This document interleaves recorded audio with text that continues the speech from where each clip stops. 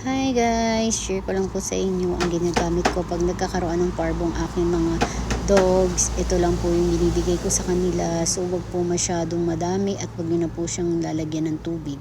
Iwas po tayong magpapainom sa mga aso natin lalo na meron po silang nararamdaman.